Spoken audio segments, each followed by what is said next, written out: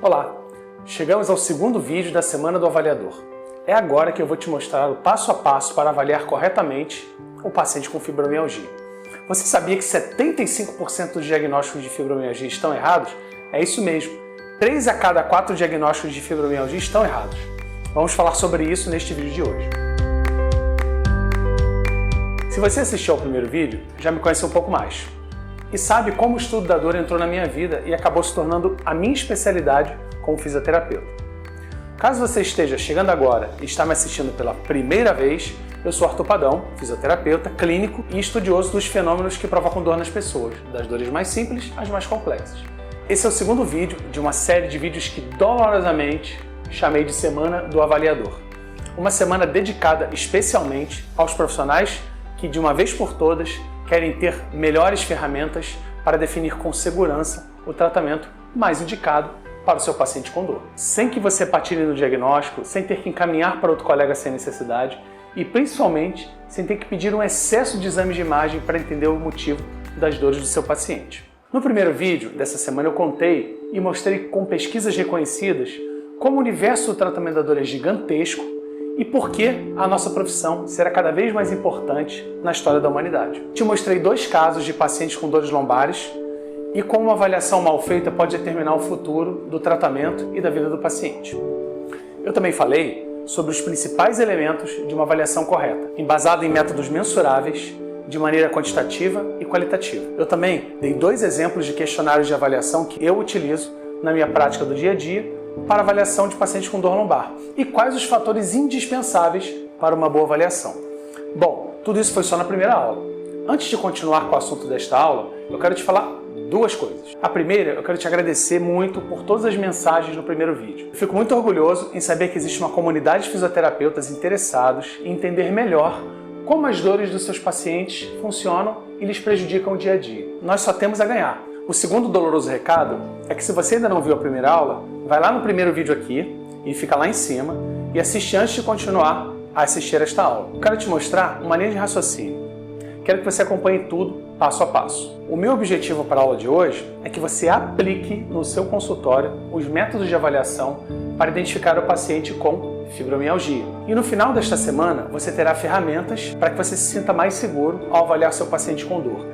E assim, claro, definir o melhor tratamento para o seu paciente. Uma das coisas que mais me motivou quando eu comecei a estudar os mecanismos da dor e os métodos de avaliação foi conseguir organizar e simplificar aquele emaranhado de informações que pareciam muitas vezes complexas para os meus colegas e para mim também. Eu queria tornar tudo mais simples e aplicável, já que a teoria ela traz uma série de informações interessantes para a gente. E nos grupos de estudo que eu participei, a gente sempre conseguia combinar experiência clínica com evidências e assim atender diversos pacientes com diversas condições. Não foi à toa que eu escolhi para essa aula um tema cada vez mais presente na nossa rotina do consultório, a fibromialgia. Poucas pessoas sabem disso, mas como eu falei no início do vídeo anterior, 75% dos diagnósticos de fibromialgia são errados. Simples assim. É um absurdo, né? E por que isso acontece? Calma que eu vou explicar melhor. Para chegar nesse valor de 75%, um estudo americano comparou os critérios diagnósticos de fibromialgia lá dos anos 90 para os critérios que foram propostos em 2016 depois de algumas atualizações. É o mesmo autor, o Wolff, em 90 e em 2016. Então o que ele fez? Ele pegou os critérios de 90 e comparou com os resultados dos critérios de 2016. Então os mesmos pacientes foram encaixados nesses 2 critérios e ele observou que esse grupo de 1990, 75% desse grupo não se encaixava nos critérios mais modernos de fibromialgia.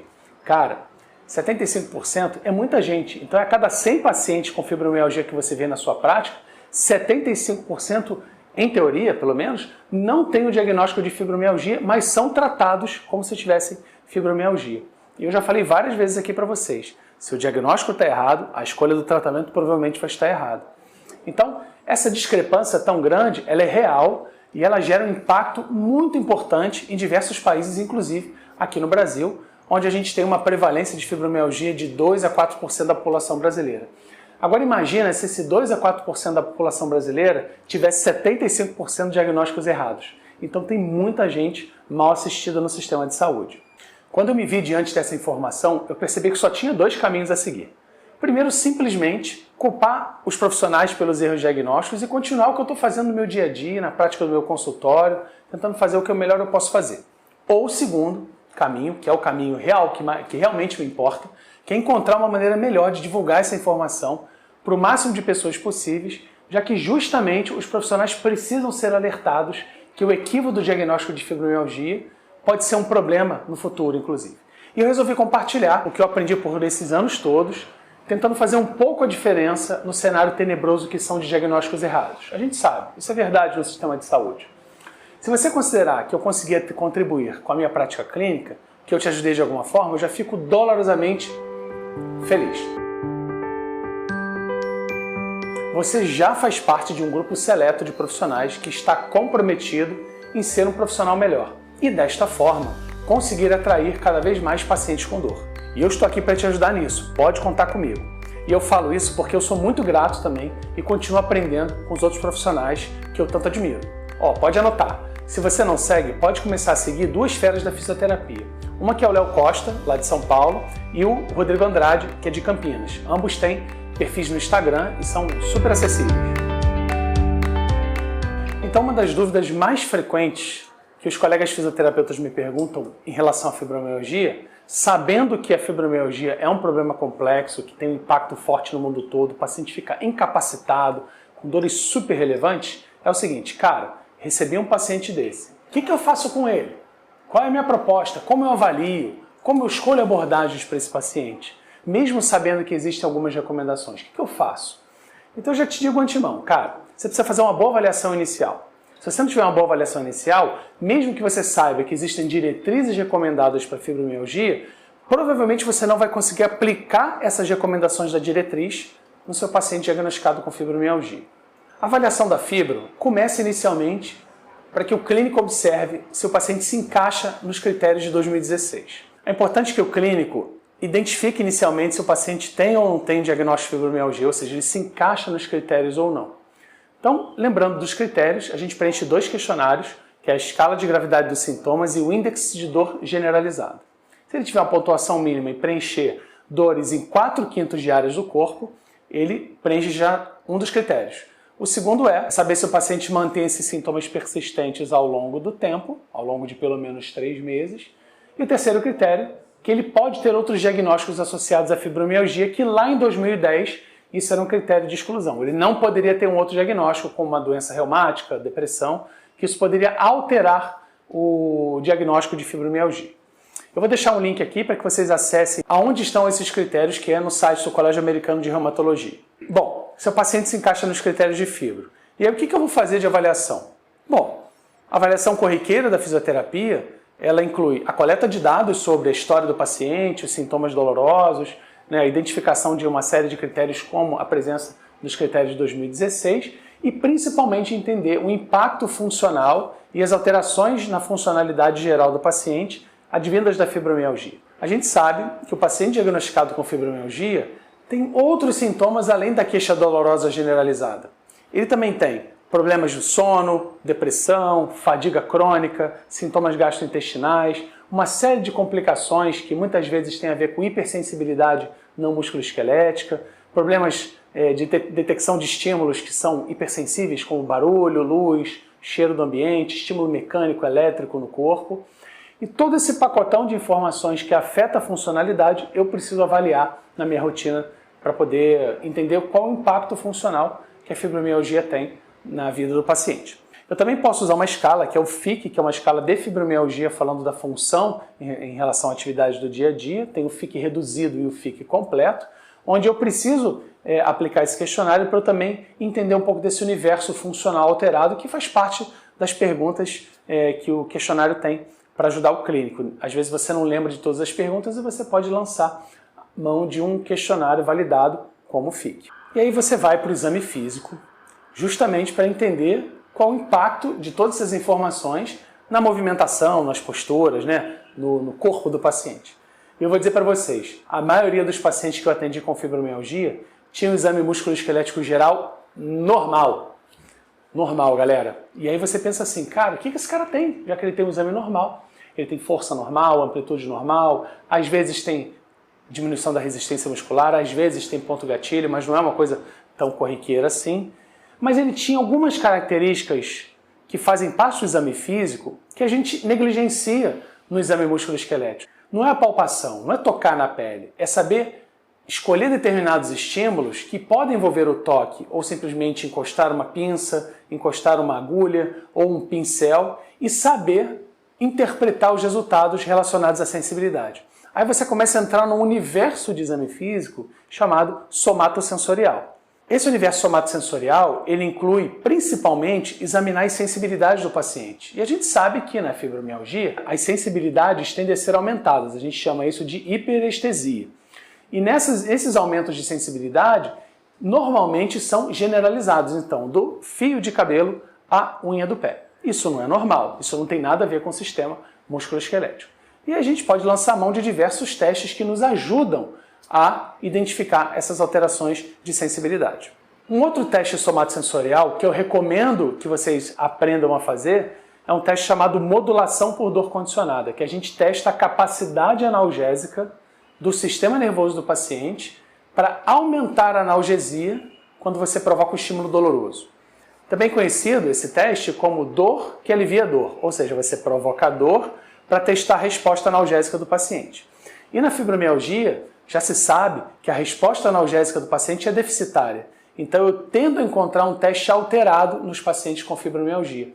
Isso é um detalhe muito importante na minha escolha terapêutica, porque se eu forçar a barra do paciente, já que ele não tem um sistema analgésico eficiente, ele agrava os seus sintomas e agrava a sua condição, consequentemente ele tem mais incapacidade funcional. Então esse é um teste bem interessante, eu recomendo que vocês estudem a respeito. E o último tópico que eu sugiro que vocês também aprendam em relação à avaliação é fazer uma avaliação cognitiva.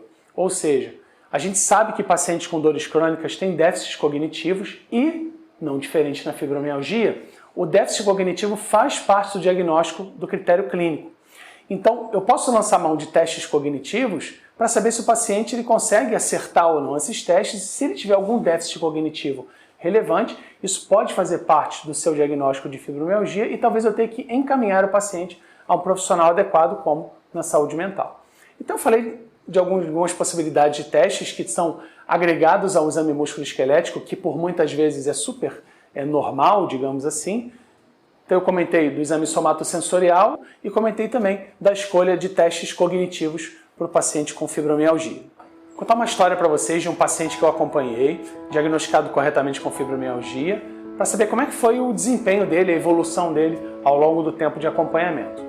Então assim, a gente fez esses testes todos com ele, realmente tinha um diagnóstico, ele tinha várias alterações somatosensoriais, e se eu olhar a diretriz de recomendação, que é a recomendação de tratamento para fibromialgia, ela inclui algumas intervenções. Vou falar das intervenções da fisioterapia, que são exercício físico, estimulação cerebral. São as duas recomendações mais fortes que a gente tem, que tem um impacto mais positivo na fibromialgia.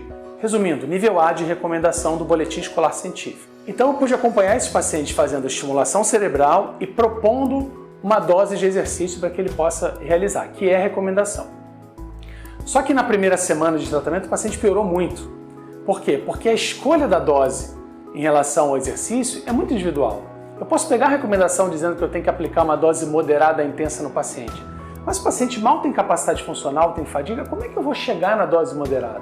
Então acabou que uma escolha errada da minha dose fez com que o paciente agravasse os seus sintomas. Então eu preciso puxar a rédea dessa dose, trazer uma dose mais inferior, mesmo que ele acredite que não está fazendo nada de atividade, mas ele está. Ele está trabalhando numa dose leve, chegando a moderada, para justamente poder ter algum efeito analgésico. Porque na fibromialgia a gente sabe, se eu passar um mínimo de atividade com ele um pouquinho além da conta, certamente ele vai ter um efeito adverso muito grande, que é ter mais dor e mais incapacidade funcional. Além disso, a estimulação cerebral ela é uma boa recomendação para a fibromialgia, mas ela é muito interessante, que a gente não está curando o paciente da fibromialgia, a gente está simplesmente reduzindo a hipersensibilidade que a fibromialgia provoca. E quando ele está menos sensível, ele tem mais capacidade de fazer as coisas. Então uma coisa nem a outra. Se eu conseguir trabalhar a estimulação cerebral reduzindo as hipersensibilidades, ajuda o paciente a se movimentar melhor, ter menos consequências negativas, menos fadiga e poder ter efeitos melhores na prática de exercício físico, sabendo escolher a dose. Antes de você atender o seu próximo paciente com fibromialgia, eu tenho duas dolorosas tarefas para você. A primeira delas é estudar os critérios diagnósticos e aplicar esses critérios diagnósticos no seu próximo paciente e postar os resultados aqui nos comentários para a gente saber o que deu certo e o que não deu errado, para saber se o seu paciente se encaixa ou não no critério. E a segunda, eu gostaria que você refletisse como essa prática pode te ajudar a construir um raciocínio clínico para que você consiga definir o correto diagnóstico do seu paciente e depois escolher o tratamento mais adequado. Ficou faltando alguma informação? Se seu paciente disse alguma coisa que você não conseguiu relacionar com a dor, não tem problema, faz parte. Isso acontece diversas vezes com vários pacientes e muitos deles costumam ser muito confusos com as suas queixas. Mas é bem possível que as respostas estejam todas na sua frente, você só não conseguiu ver. O seu paciente normalmente te dá o caminho das pedras, ou melhor, ele te dá todas as pedras meio embaralhadas. Cabe a nós organizar para que estas pedras virem um caminho com direção. E como é que você faz isso? Organizando, sistematizando, quantificando e qualificando as dores do paciente. Simplesmente as informações que ele te dá na avaliação. Eu encontrei alguns caminhos de como organizar e sistematizar as informações do meu paciente. E mais à frente eu vou falar sobre isso. Como e quais são os métodos de avaliação que mais me ajudam a definir o diagnóstico de um paciente com dor. Peraí, eu só quero destacar mais uma coisa. Será o último desse vídeo, pois o nosso tempo está acabando. Vou voltar um pouco lá na primeira aula, quando eu falei para vocês sobre a dor lombar ser o problema mais incapacitante do mundo. Lembra? Agora, combine esse dado de incapacidade com o que eu acabei de mostrar sobre a fibromialgia. Pode concluir primeiro que a quantidade de pacientes diagnosticados com fibro é imensurável. E só dessa vez eu vou dizer que não é possível sem mensurar, claro, né? E infelizmente temos uma quantidade de profissionais que não estão sabendo fazer isso muito bem. Tudo bem, é compreensível. Eu sei que muitos profissionais ficam confusos frente a uma quantidade enorme de novas informações, de guidelines, de diretrizes, de abordagens. Tá muito confuso mesmo. Mas existe uma maneira de simplificar isso tudo. E é sobre isso que eu quero falar na próxima aula. Como eu escolho os métodos básicos de avaliação? Como eu organizo o relato do meu paciente? Como eu me comunico com o paciente que é difícil, ou muitas vezes chamados de complexos? Existem instrumentos que eu posso utilizar na avaliação? Quais são eles? Nosso tempo já está super estourado. Enquanto não liberamos a próxima aula, deixe seu doloroso comentário sobre o que você achou dessa aula. Eu vou ler cada comentário e fazer o possível para responder a todos. Te aguardo dolorosamente na próxima aula, que vai ser a última da semana, e até lá!